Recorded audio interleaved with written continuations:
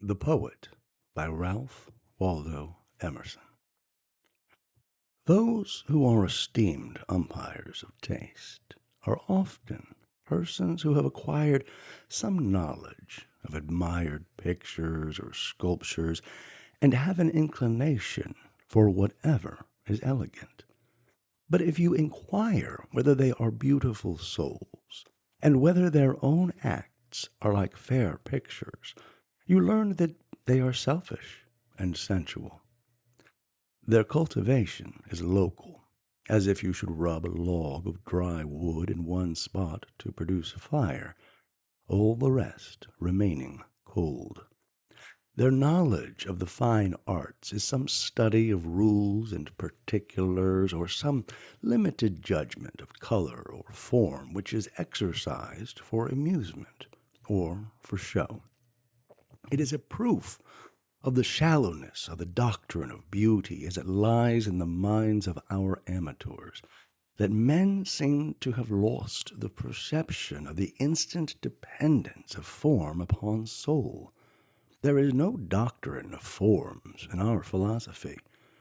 We were put into our bodies as fire is put into a pan to be carried about, but there is no accurate adjustment between the spirit and the organ, much less is the latter the germination of the former.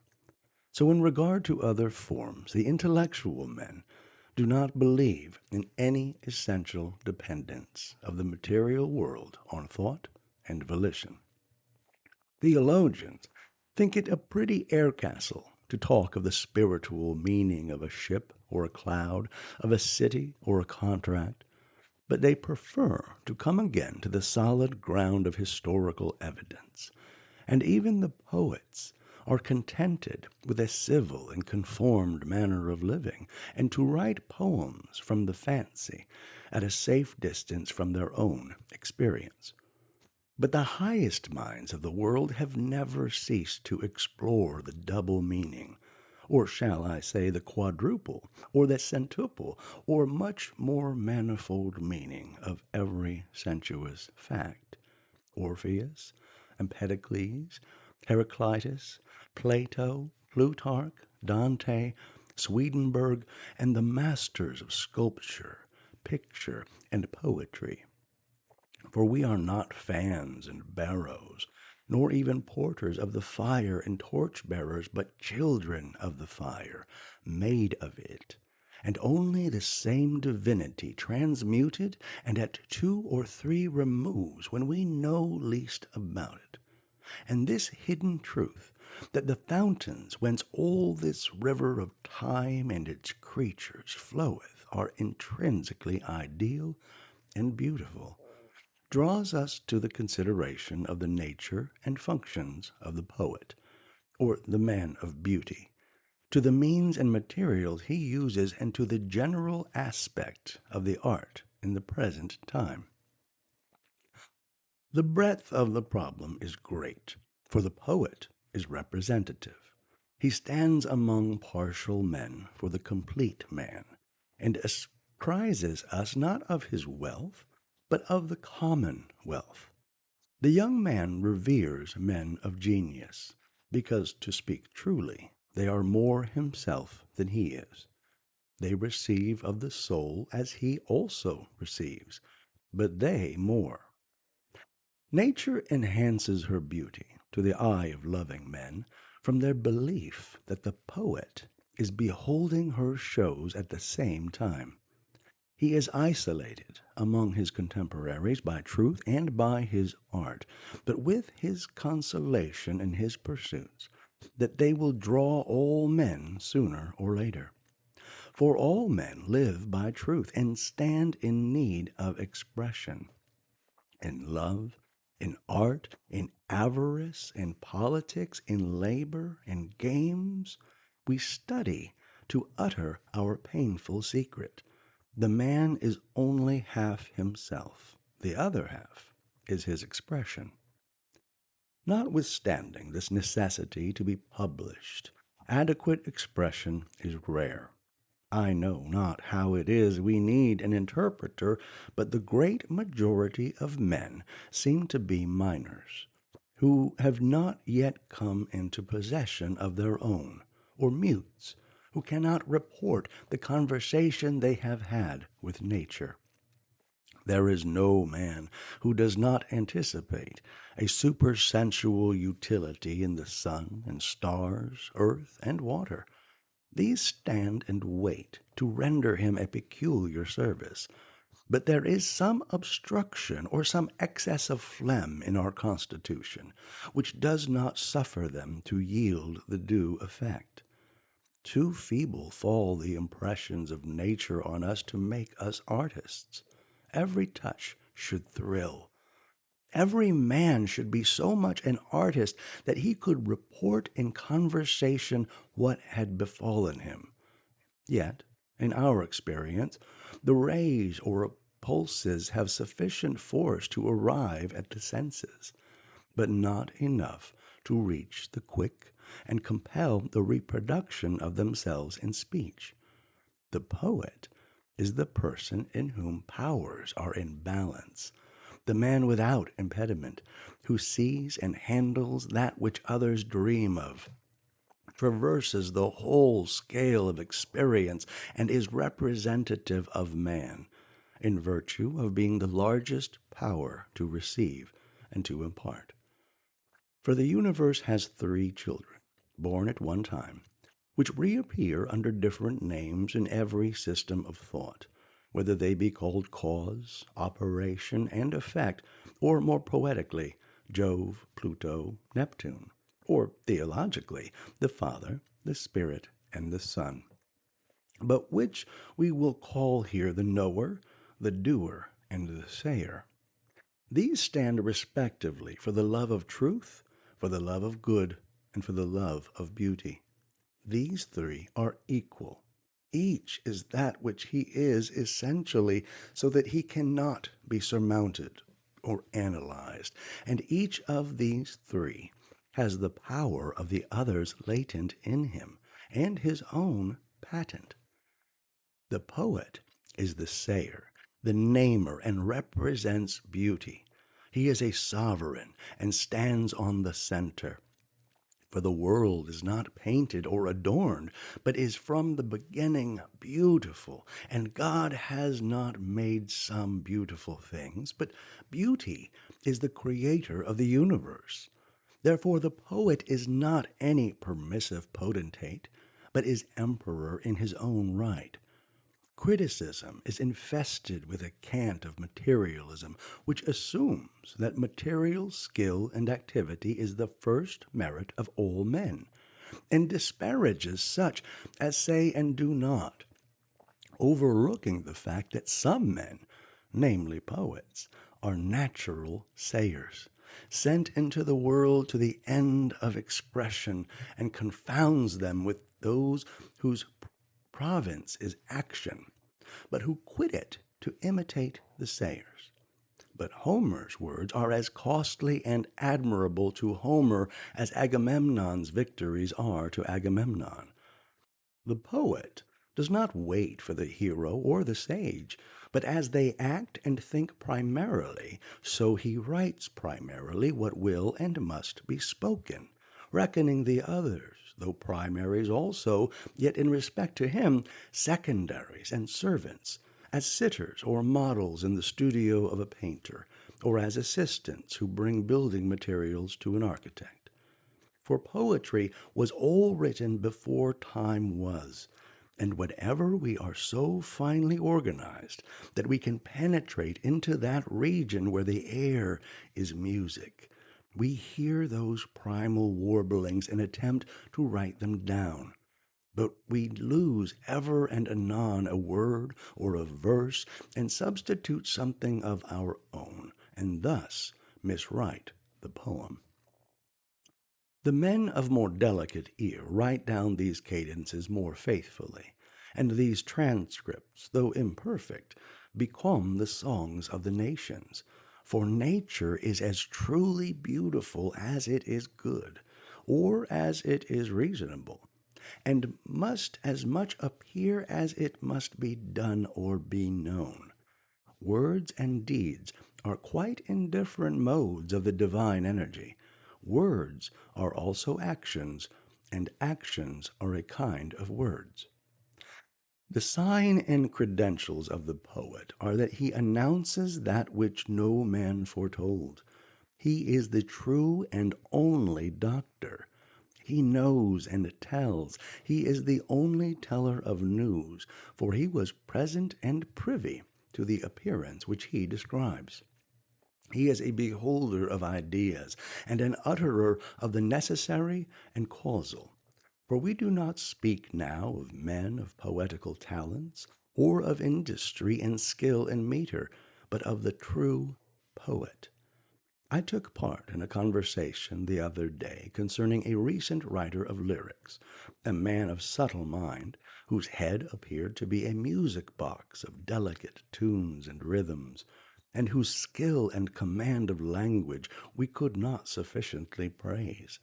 But when the questions arose whether he was not only a lyrist but a poet, we were obliged to confess that he is plainly a contemporary, not an eternal man. He does not stand out of our low limitations like a Chimborazo under the line, running up from the torrid base through all the climates of the globe, with belts of the herbage of every latitude on its high and mottled sides. But this genius is the landscape garden of a modern house, adorned with fountains and statues, with well-bred men and women standing and sitting in the walks and terraces. We hear through all the varied music the ground tone of conventional life.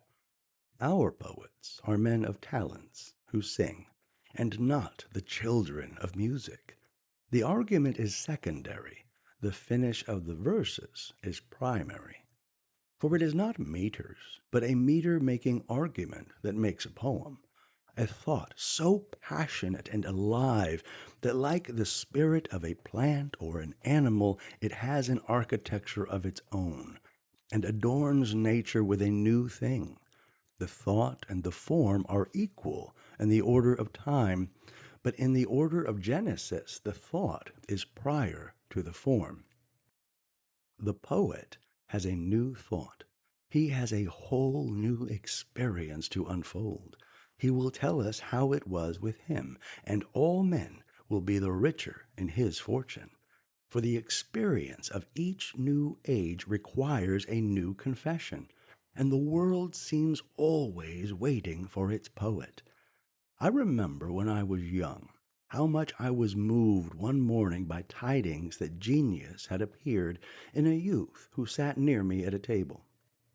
He had left his work and gone rambling none knew whither, and had written hundreds of lines, but could not tell whether that which was in him was therein told. He could tell nothing but that all was changed, man, beast, heaven, earth, and sea. How gladly we listened, how credulous! Society seemed to be compromised.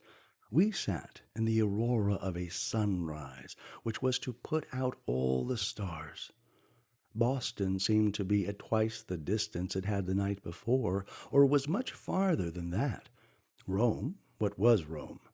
Plutarch and Shakespeare were in the yellow leaf, and Homer no more should be heard of. It is much to know that poetry has been written this very day, under this very roof, by your side. What? That wonderful spirit has not expired. These stony moments are still sparkling and animated. I had fancied that the oracles were all silent, and nature had spent her fires. And behold, all night, from every pore, these fine auroras have been streaming. Every one has some interest in the advent of the poet, and no one knows how much it may concern him. We know that the secret of the world is profound, but who or what shall be our interpreter we know not. A mountain ramble, a new style of face, a new person may put the keys into our hands. Of course, the value of genius to us is in the veracity of its report. Talent may frolic and juggle. Genius realizes and adds. Mankind in good earnest have availed so far in understanding themselves and their work that the foremost watchman on the peak announces his news.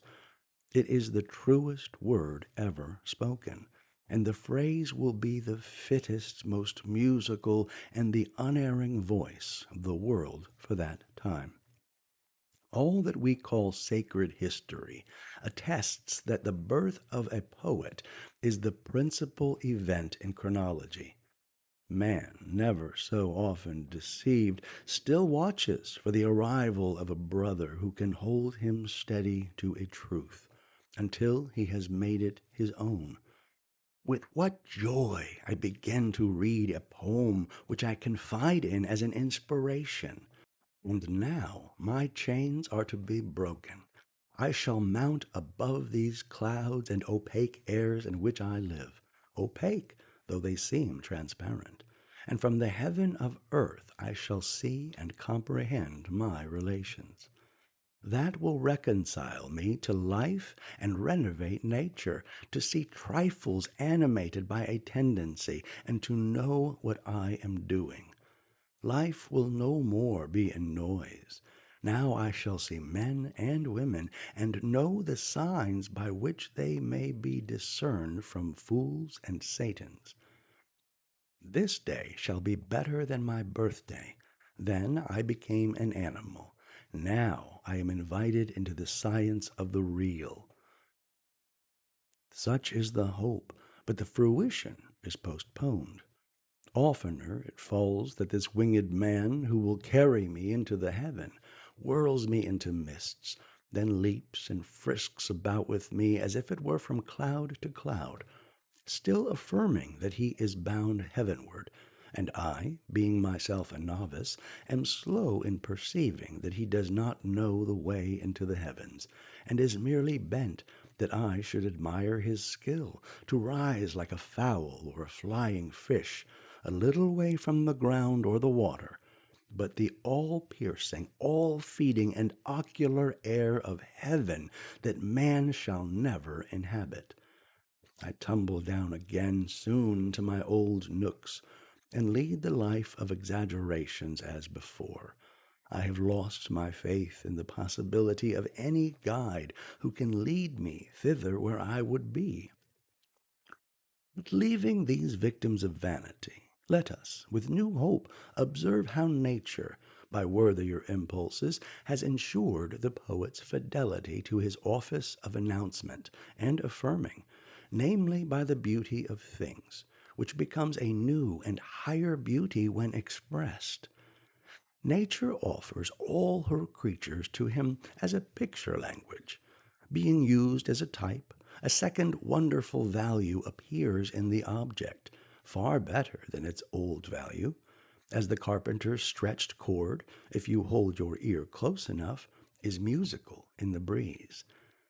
Things more excellent than every image, says Jemplicus, are expressed through images. Things admit of being used as symbols because nature is a symbol in the whole and in every part.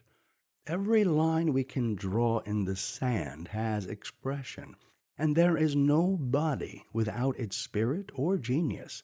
All form is an effect of character, all condition of the quality of the life, all harmony of health, and for this reason a perception of beauty should be sympathetic, or proper only to the good. The beautiful rests on the foundations of the necessary. The soul makes the body, as the wise Spencer teaches. So every spirit, as it is most pure, and hath in it the more of heavenly light, so it the fairer body doth procure, to habit in, and it more fairly dight, with cheerful grace and amiable sight. For of the soul the body form doth take, for soul is form, and doth the body make. Here we find ourselves suddenly not in a critical speculation, but in a holy place. and should go very warily and reverently. We stand before the secret of the world, there where being passes into appearance and unity into variety. The universe is the externization of the soul, wherever the life is that bursts into appearance around it. Our science is sensual and therefore superficial. The earth and the heavenly bodies, physics and chemistry, we sensually treat as if they were self existent. But these are the retinue of that being we have. The mighty heaven, says Proclus, exhibits in its transfigurations clear images of the splendor of intellectual perceptions, being moved in conjunction with the unapparent periods of intellectual natures. Therefore science always goes abreast with the just elevation of the man, keeping step with religion and metaphysics, or the state of science is an index of our self-knowledge, since everything in nature answers to a moral power. If any phenomenon remains brute and dark, it is that the corresponding faculty in the observer is not yet active. No wonder, then, if these waters be so deep, that we hover over them with a religious regard. The beauty of the fable proves the importance of the sense, to the poet and to all others. Or, if you please, every man is so far a poet as to be susceptible of these enchantments of nature. For all men have the thoughts whereof the universe is the celebration. I find that the fascination resides in the symbol. Who loves nature? Who does not? Is it only poets and men of leisure and cultivation who live with her? No, but also hunters, farmers, grooms, and butchers, though they express their affection in their choice of life and not in their choice of words. The writer wonders what the coachman or the hunter values in riding, in horses and dogs. It is not superficial qualities. When you talk with him, he holds these at as slight a rate as you. His worship is sympathetic. He has no definitions, but he is commanded in nature by the living power which he feels to be there present. No imitation or playing of these things would content him. He loves the earnest of the north wind, of rain, of stone, and wood and iron. A beauty not explicable is dearer than a beauty which we can see to the end of.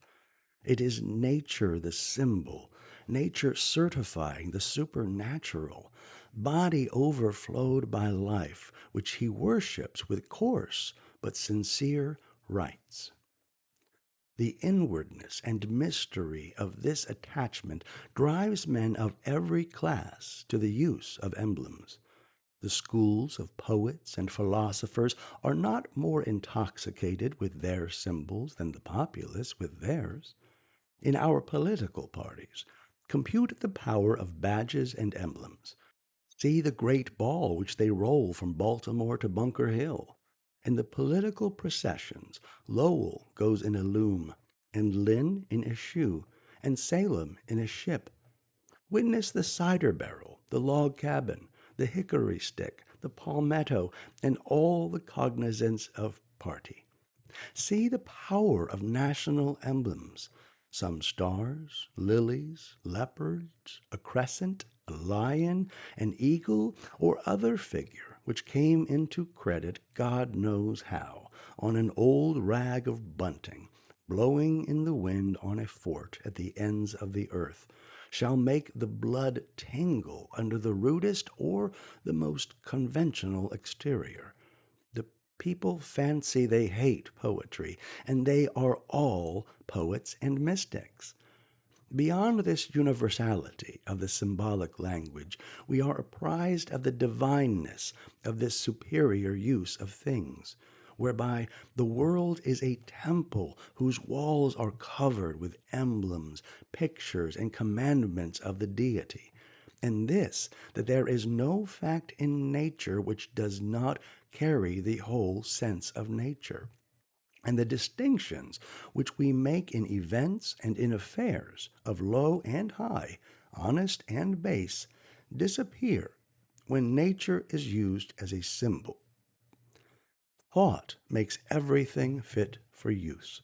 The vocabulary of an omniscient man would embrace words and images excluded from polite conversation. What would be base or even obscene to the obscene becomes illustrious, spoken in a new connection of thought. The piety of the Hebrew prophets purges their grossness.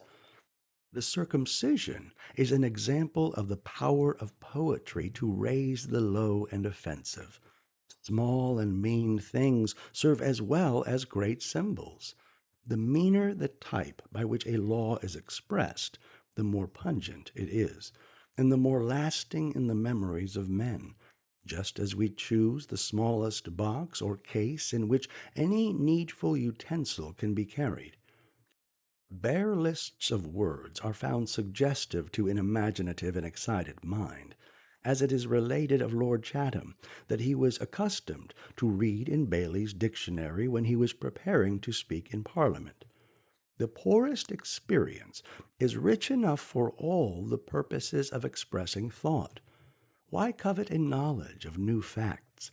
Day and night, house and garden, a few books, a few actions, serve us as well as would all trades and all spectacles. We are far from having exhausted the significance of the few symbols we use. We can come to use them yet with a terrible simplicity. It does not need that a poem should be long. Every word was once a poem. Every new relation is a new word. Also, we use these defects and deformities to a sacred purpose, so expressing our sense that the evils of the world are such only to the evil eye. In the old mythology, mythologists observe, defects are ascribed to divine natures as lameness to Vulcan, blindness to Cupid, and the like to signify exuberances. For as it is dislocation and detachment from the life of God that makes things ugly, the poet, who reattaches things to nature and the whole, reattaching even artificial things and violations of nature to nature, by a deeper insight, disposes very easily of the most disagreeable facts. Readers of poetry see the factory, village, and the railway, and fancy that the poetry of the landscape is broken up by these, for these works of art are not yet consecrated in their reading. But the poet sees them fall within the great order not less than the beehive or the spider's geometrical web. Nature adopts them very fast into her vital circles, in the gliding train of cars she loves like her own. Besides, in a centered mind, it signifies nothing how many mechanical inventions you exhibit. Though you add millions, and never so surprising, the fact of mechanics has not gained a grain's weight. The spiritual fact remains unalterable, by many or by few particulars, as no mountain is of any appreciable height to break the curve of the sphere. The shrewd country boy goes to the city for the first time, and the complacent citizen is not satisfied with his little wonder. It is not that he does not see all the fine houses, and know that he never saw such before, but he disposes of them as easily as the poet finds place for the railway. The chief value of the new fact is to enhance the great and constant fact of life, which can dwarf any and every circumstance, and to which the belt of wampum and the commerce of America are alike. The world being thus put under the mind for verb and noun, the poet is he who can articulate it. For though life is great and fascinates and absorbs, and though all men are intelligent of the symbols through which it is named, yet they cannot originally use them. We are symbols and inhabit symbols. Workmen, work and tools, words and things, birth and death are all emblems.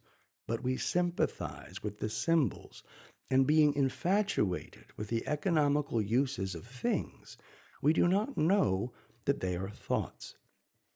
The poet, by an ulterior intellectual perception, gives them a power which makes their old use forgotten, and puts eyes and a tongue into every dumb and inanimate object. He perceives the independence of the thought on the symbol, the stability of the thought, the accidency and fugacity of the symbol. As the eyes of Linnaeus were said to see through the earth, so the poet turns the world to glass, and shows us all things in their right series and procession. For through that better perception he stands one step nearer to things, and sees the flowing or metamorphosis, perceives that thought is multiform, that within the form of every creature is a force impelling it to ascend into a higher form, and following with his eyes the life, uses the forms which express that life, and so his speech flows with the flowing of nature. All the facts of the animal economy, sex, nutriment, gestation, birth, growth, are symbols of the passage of the world into the soul of man, to suffer there a change and reappear a new and higher fact. He uses forms according to the life, and not according to the form. This is true science. The poet alone knows astronomy, chemistry, vegetation, and animation, but he does not stop at these facts, but employs them as signs. He knows why the plain or meadow of space was strewn with these flowers we call suns and moons and stars, why the great deep is adorned with animals, with men and gods, for in every word he speaks he rides on them as the horses of thought. By virtue of this science, the poet is the namer or language maker, naming things sometimes after their appearance, sometimes after their essence, and giving to every one its own name and not another's, thereby rejoicing the intellect which delights in detachment or boundary. The poets made all the words, and therefore language is the archives of history, and if we must say it, a sort of tomb of the Muses. For though the origin of most of our words is forgotten, each word was at first a stroke of genius, and obtained currency because for the moment it symbolized the world to the first speaker and to the hearer. The etymologist finds the deadest word to have been once a brilliant picture. Language is fossil poetry. As the limestone of the continent consists of infinite masses of the shells of animalcules, so language is made up of images or tropes, which now, in their secondary use, have long ceased to remind us of their poetic origin. But the poet names the things because he sees it, or comes one step nearer to it than any other. This expression or naming is not art, but a second nature, grown out of the first as a leaf out of a tree. What we call nature is a certain self-regulated motion or change, and nature does all things by her own hands, and does not leave another to baptize her, but baptizes herself. And this through the metamorphosis again. I remember that a certain poet described it to me thus: Genius is the activity which repairs the decays of things, whether wholly or partly of a material and finite kind. Nature, through all her kingdoms, insures herself. Nobody cares for planting the poor fungus, so she shakes down from the gills of one agaric countless spores, any one of which, being preserved, transmits new billions of spores tomorrow or next day. The new agaric of this hour has a chance which the old one had not.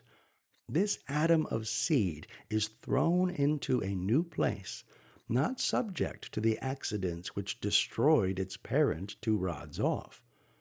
She makes a man, and having brought him to ripe age, she will no longer run the risk of losing this wonder at a blow, but she detaches from him a new self, that the kind may be safe from accidents to which the individual is exposed.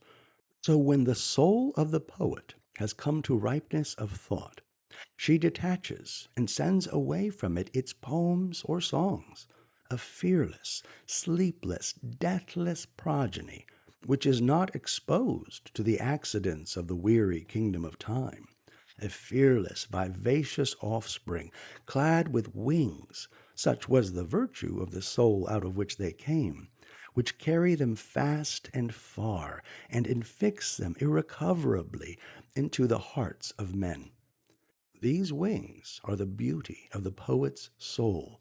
The songs, thus flying immortal from their mortal parent, are pursued by clamorous flights of censures, which swarm in far greater numbers and threaten to devour them.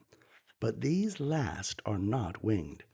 At the end of a very short leap they fall plump down and rot, having received from the souls out of which they came no beautiful wings. But the melodies of the poet ascend and leap and pierce into the deeps of infinite time. So far the bard taught me, using his freer speech. But nature has a higher end, in the production of new individuals, than security, namely ascension, or the passage of the soul into higher forms. I knew in my younger days the sculptor who made the statue of the youth which stands in the public garden. He was, as I remember, unable to tell directly what made him happy or unhappy, but by wonderful indirections he could tell. He rose one day, according to his habit, before the dawn, and saw the morning break, grand as the eternity out of which it came, and for many days after he strove to express this tranquillity. And lo, his chisel had fashioned out of marble the form of a beautiful youth, phosphorus, whose aspect is such that it is said all persons who look on it become silent. The poet also resigns himself to his mood, and that thought which agitated him is expressed, but alter idem, in a manner totally new. The expression is organic, or the new type which things themselves take when liberated. As in the sun, objects paint their images on the retina of the eye, so they, sharing the aspiration of the whole universe, tend to paint a far more delicate copy of their essence in his mind. Like the metamorphosis of things into higher organic forms is their change into melodies. Over everything stands its demon or soul, and as the form of the thing is reflected by the eye, so the soul of the thing is reflected by a melody. The sea, the mountain ridge, Niagara, and every flower bed pre-exist or super-exist in precantations, which sail like odors in the air, and when any man goes by with an ear sufficiently fine, he overhears them, and endeavors to write down the notes without diluting or depraving them. And herein is the legitimation of criticism, in the mind's faith that the poems are a corrupt version of some text in nature with which they ought to be made to tally. A rhyme in one of our sonnets should not be less pleasing than the iterated nodes of a seashell or the resembling difference of a group of flowers. The pairing of the birds is an idyll, not tedious as our idyls are. A tempest is a rough ode, without falsehood or rant. A summer, which its harvest sown, reaped, and stored, is an epic song, subordinating how many admirably executed parts. Why should not the symmetry and truth that modulate these glide into our spirits and we participate the invention of nature? This insight, which expresses itself by what is called imagination, is a very high sort of seeing, which does not come by study, but by the intellect being where and what it sees, by sharing the path or circuit of things through forms, and so making them translucid to others. The path of things is silent. Will they suffer a speaker to go with them? A spy they will not suffer. A lover, a poet, is the transcendency of their own nature. Him they will suffer. The condition of true naming, on the poet's part, is his resigning himself to the divine aura which breathes through forms and accompany that. It is a secret which every intellectual man quickly learns, that beyond the energy of his possessed and conscious intellect he is capable of a new energy, as of an intellect doubled on itself, by abandonment to the nature of things, that beside his privacy of power as an individual man, there is a great public power on which he can draw, by unlocking at all risks his human doors, and suffering the ethereal tides to roll and circulate through him. Then he is caught up into the life of the universe. His speech is thunder, his thought is law, and his words are universally intelligible as the plants and animals. The poet knows that he speaks adequately then only when he speaks somewhat wildly, or with the flower of the mind, not with the intellect used as an organ, but with the intellect released from all service and suffered to take its direction from its celestial life.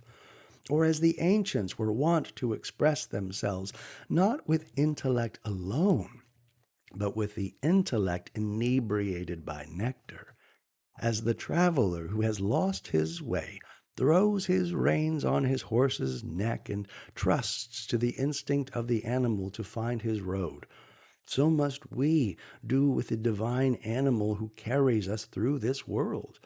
For if in any manner we can stimulate this instinct, new passages are opened for us into nature. The mind flows into and through things hardest and highest, and the metamorphosis is possible.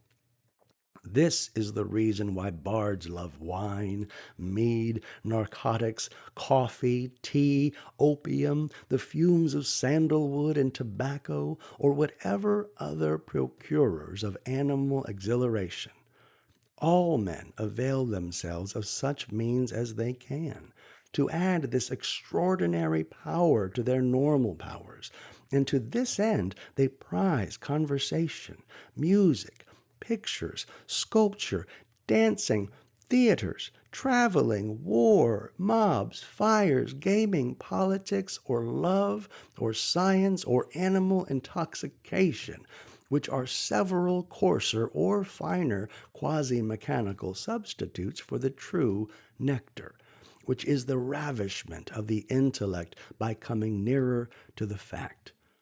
These are auxiliaries to the centrifugal tendency of a man, to his passage out into free space, and they help him to escape the custody of that body in which he is pent up, and of that jail yard of individual relations in which he is enclosed. Hence a great number of such as were professionally expressors of beauty, as painters, poets, musicians, and actors have been more than others wont to lead a life of pleasure and indulgence. All but the few who received the true nectar, and as it was a spurious mode of attaining freedom, as it was an emancipation not into the heavens, but into the freedom of baser places, they were punished for that advantage they won by a dissipation and deterioration. But never can any advantage be taken of nature by a trick. The spirit of the world, the great calm presence of the Creator, comes not forth to the sorcerers of opium or of wine.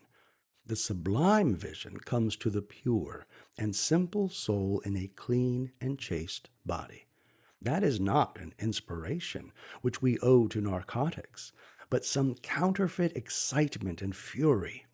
Milton says that the lyric poet may drink wine and live generously, but the epic poet, he who shall sing of the gods and their descent unto men, must drink water out of a wooden bowl. For poetry is not devil's wine, but God's wine. It is with this as it is with toys. We fill the hands and nurseries of our children with all manner of dolls, drums, and horses, withdrawing their eyes from the plain face and sufficing objects of nature, the sun and moon, the animals, the water, and stones, which should be their toys. So the poet's habit of living should be set on a key so low that the common influences should delight him. His cheerfulness should be the gift of the sunlight. The air should suffice for his inspiration, and he should be tipsy with water. That spirit which suffices quiet hearts, which seems to come forth to such from every dry knoll of sere grass, from every pine stump and half embedded stone on which the dull March sun shines, comes forth to the poor and hungry, and such as are of simple taste. If thou fill thy brain with Boston and New York, with fashion and covetousness, and wilt stimulate thy jaded senses with wine and French coffee, thou shalt find no radiance of wisdom in the lonely waste of the pine woods. If the imagination intoxicates the poet, it is not inactive in other men. The metamorphosis excites in the beholder an emotion of joy. The use of symbols has a certain power of emancipation and exhilaration for all men. We seem to be touched by a wand which makes us dance and run about happily like children. We are like persons who come out of a cave or cellar into the open air. This is the effect on us of tropes, fables, oracles, and all poetic forms. Poets are thus liberating gods. Men have really got a new sense and found within their world another world, or nest of worlds. For the metamorphosis once seen, we divine that it does not stop. It will not now consider how much this makes the charm of algebra and the mathematics, which also have their tropes, but it is felt in every definition, as when Aristotle defines space to be an immovable vessel in which things are contained, or when Plato defines a line to be a flowing point, or figure to be a bound of solid, and many the like. What a joyful sense of freedom we have when Vitruvius announces the old opinion of artists that no architect can build any house well who does not know something of anatomy. When Socrates, in Charmides, tells us that the soul is cured of its maladies by certain incantations, and that these incantations are beautiful reasons from which temperance is generated in souls. When Plato calls the world an animal, and Timaeus affirms that the plants are also animals, or affirms a man to be a heavenly tree, growing with his root, which is his head upward, and as George Chapman, following him, writes, so in our tree of man, whose nervy root springs in his top. When Orpheus speaks of hoariness as that white flower which marks extreme old age, when Proclus calls the universe the statue of the intellect, when Chaucer, in his praise of gentilesse, compares good blood in mean condition to fire, which, though carried to the darkest house betwixt this and the Mount of Caucasus, will yet hold its natural office and burn as bright as if 20,000 men did it behold. When John saw in the Apocalypse the ruin of the world through evil, and the stars fall from heaven as the fig tree casteth her untimely fruit, when Aesop reports the whole catalogue of common daily relations through the masquerade of birds and beasts, we take the cheerful hint of the immortality of our essence and its versatile habit and escapes, as when the gypsies say it is in vain to hang them, they cannot die. The poets are thus liberating gods. The ancient British bards had for the title of their order those who are free throughout the world. They are free, and they make free. An imaginative book renders us much more service at first by stimulating us through its tropes than afterward when we arrive at the precise sense of the author. I think nothing is of any value in books excepting the transcendental and extraordinary. If a man is inflamed and carried away by his thought to that degree that he forgets the authors and the public and heeds only this one dream which holds him like an insanity, let me read his paper, and you may have all the arguments and histories and criticism.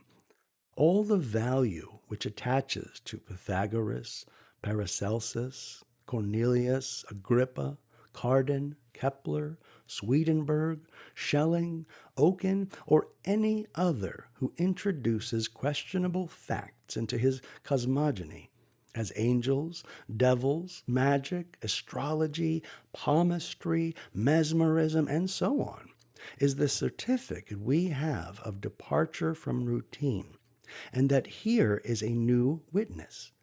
That also is the best success in conversation, the magic of liberty, which puts the world like a ball in our hands. How cheap even the liberty then seems! How mean to study when an emotion communicates to the intellect the power to sap and upheave nature! How great the perspective! Nations, times, systems enter and disappear like threads in tapestry of large figure and many colors. Dream delivers us to dream. And while the drunkenness lasts, we will sell our bed, our philosophy, our religion in our opulence. There is good reason why we should prize this liberation. The fate of the poor shepherd who, blinded and lost in the snowstorm, perishes in the drift within a few feet of his cottage door is an emblem of the state of man. On the brink of the waters of life and truth, we are miserably dying. The inaccessibleness of every thought but that we are in is wonderful. What if you come near to it? You are as remote when you are nearest as when you are farthest. Every thought is also a prison. Every heaven is also a prison.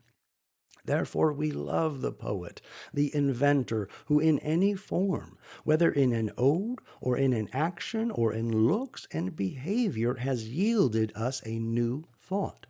He unlocks our chains and admits us to a new scene. This emancipation is dear to all men, and the power to impart it, as it must come from greater depth and scope of thought, is a measure of intellect.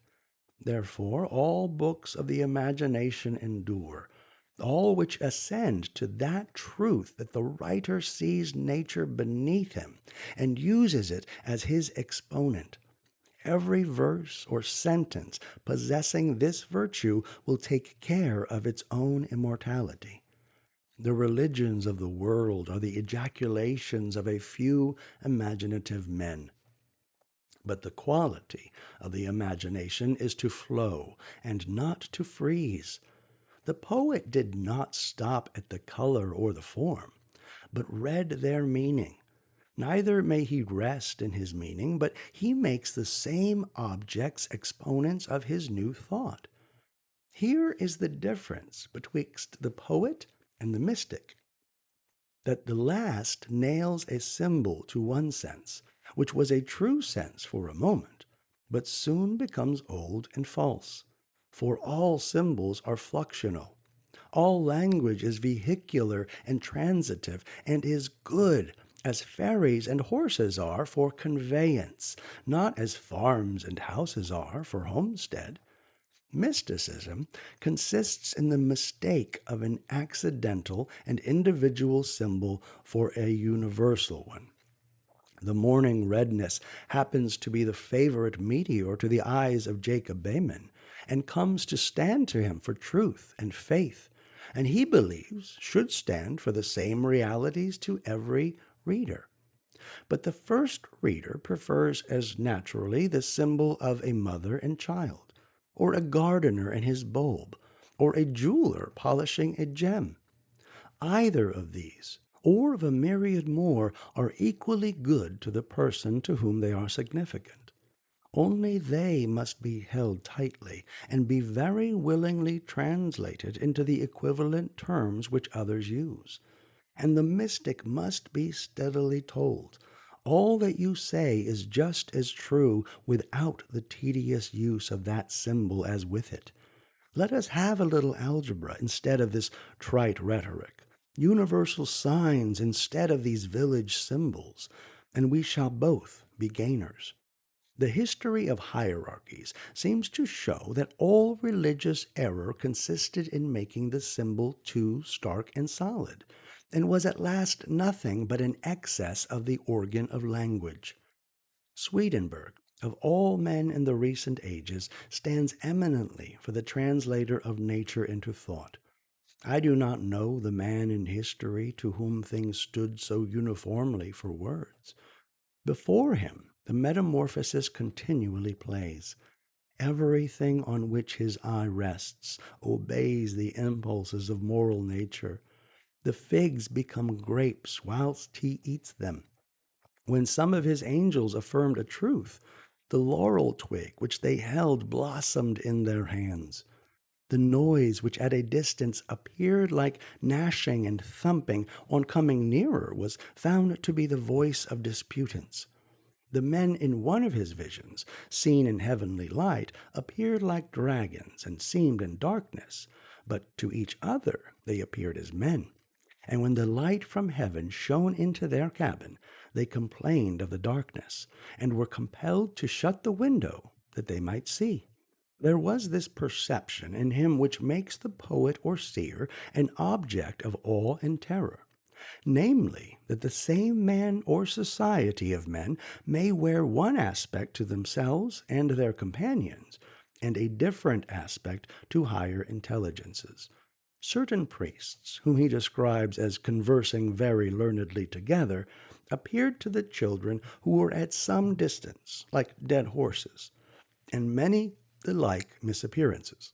And instantly the mind inquires whether these fishes under the bridge, yonder oxen in the pasture, those dogs in the yard, are immutably fishes, oxen, and dogs, or only so appear to me, and perchance to themselves appear upright men, and whether I appear as a man to all eyes. The Brahmins and Pythagoras propounded the same question, and if any poet has witnessed the transformation he doubtless found it in harmony with various experiences. We have all seen changes as considerable in wheat and caterpillars. He is the poet, and shall draw us with love and terror, who sees through the flowing vest the firm nature, and can declare it. I look in vain for the poet whom I describe. We do not with sufficient plainness or sufficient profoundness address ourselves to life. nor dare we chaunt our own times and social circumstance. If we filled the day with bravery, we should not shrink from celebrating it. Time and nature yield us many gifts, but not yet the timely man, the new religion, the reconciler whom all things await. Dante's praise is that he dared to write his autobiography in colossal cipher or into universality. We have yet had no genius in America with tyrannous eye which knew the value of our incomparable materials, and saw in the barbarism and materialism of the times another carnival of the same gods whose picture he so much admires in Homer, then in the Middle Age, then in Calvinism. Banks and tariffs, the newspaper and caucus, Methodism and Unitarianism are flat and dull to dull people, but rest on the same foundations of wonder as the town of Troy and the temple of Delphi, and are as swiftly passing away. Our log rolling, our stumps and their politics, our fisheries, our Negroes and Indians, our boats and our repudiations, the wrath of rogues and the pusillanimity of honest men, the northern trade, the southern planting, the western clearing, Oregon and Texas are yet unsung. Yet America is a poem in our eyes. Its ample geography dazzles the imagination, and it will not wait long for meters.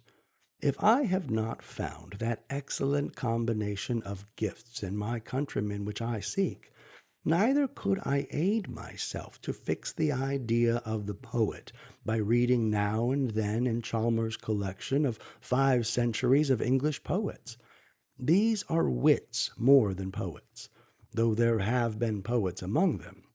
But when we adhere to the ideal of the poet, we have our difficulties even with Milton and Homer. Milton is too literary, and Homer too literal and historical. But I am not wise enough for a national criticism, and must use the old largeness a little longer to discharge my errand from the muse to the poet concerning his art. Art is the path of the Creator to his work. The paths or methods are ideal and eternal, though few men ever see them. Not the artist himself for years or for a lifetime unless he come into the conditions. The painter, the sculptor, the composer, the epic rhapsodist, the orator all partake one desire, namely to express themselves symmetrically and abundantly, not dwarfishly and fragmentarily. They found or put themselves in certain conditions as the painter and sculptor before some impressive human figures, the orator into the assembly of the people, and the others in such scenes as each has found exciting to his intellect. And each presently feels the new desire. He hears a voice, he sees a beckoning. Then he is apprised with wonder what herds of demons hem him in. He can no more rest, he says, with the old painter. By God, it is in me, and must go forth of me. He pursues a beauty, half seen, which flies before him. The poet pours out verses in every solitude. Most of the things he says are conventional, no doubt, but by and by he says something which is original and beautiful, that charms him. He would say nothing else but such things. In our way of talking, we say, "That is yours, this is mine." But the poet knows well that it is not his, that it is as strange and beautiful to him as to you. He would fain hear the like eloquence at length. Once having tasted this immortal ichor, he cannot have enough of it. And as an admirable creative power exists in these intellections, it is of the last importance that these things get spoken. What a little of all we know is said! What drops of all the sea of our science are bailed up! And by what accident it is that these are exposed when so many secrets sleep in nature! Hence the necessity of speech and song. Hence these throbs and heart beatings in the orator at the door of the assembly, to the end, namely, that thought may be ejaculated as logos, or word. Doubt not, O poet, but persist. Say, it is in me and shall out. Stand there, balked and dumb, stuttering and stammering, hissed and hooted, stand and strive, until at last rage draw out of thee that dream power which every night shows thee is thine own, a power transcending all limit and privacy, and by virtue of which a man is the conductor of the whole river of electricity. Nothing walks, or creeps, or grows, or exists, which must not in turn arise and walk before him as exponent of his meanness. Comes he to that power, his genius is no longer exhaustible. All the creatures by pairs, and by pairs pour into his mind as into a Noah's ark, to come forth again to people a new world. This is like the stock of air for our respiration, or for the combustion of our fireplace. Not a measure of gallons, but the entire atmosphere if wanted. And therefore the rich poets, as Homer, Chaucer, Shakespeare, and Raphael, have obviously no limits to their works except the limits of their lifetime, and resemble a mirror carried through the street, ready to render an image of every created thing. O poet, a new nobility is conferred in groves and pastures, and not in castles or by the sword blade any longer. The conditions are hard, but equal. Thou shalt not know any longer the times, customs, graces, politics, or opinions of men, but shalt take all from the muse. For the time of towns is told from the world by funereal chimes.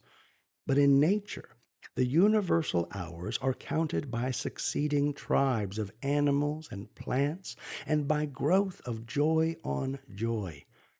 God wills also that thou abdicate a manifold and duplex life, and that thou be content that others speak for thee. Others shall be thy gentlemen, and shall represent all courtesy and worldly life for thee. Others shall do the great and resounding actions also. Thou shalt lie close hid with nature, and canst not be afforded to the capital or the exchange. The world is full of renunciations and apprenticeships, and this is thine. Thou must pass for a fool and a churl for a long season. This is the screen and sheath in which Pan has protected his well-beloved flower. And thou shalt be known only to thine own. They shall console thee with tenderest love. And thou shalt not be able to rehearse the names of thy friends in any thy verse, for any old shame before the holy ideal. And this is the reward, that the ideal shall be real to thee, and the impressions of the actual world shall fall like summer rain, copious but not troublesome, to thy invulnerable essence. Thou shalt have the whole land for thy park and manor, the sea for thy bath and navigation, without tax and without envy. The woods and the rivers thou shalt own, and thou shalt possess that wherein others are only tenants and boarders. Thou true landlord, sea lord, air lord, wherever snow falls or water flows or birds fly, wherever day and night meet in twilight, wherever the blue heaven is sung by clouds or sown with stars, wherever are forms with transparent boundaries, wherever are outlets into celestial space, wherever is danger and awe and love, there is beauty, plenteous as rain, shed for thee. And though thou shouldest walk the world over, thou shalt not be able to find a condition inopportune or ignoble.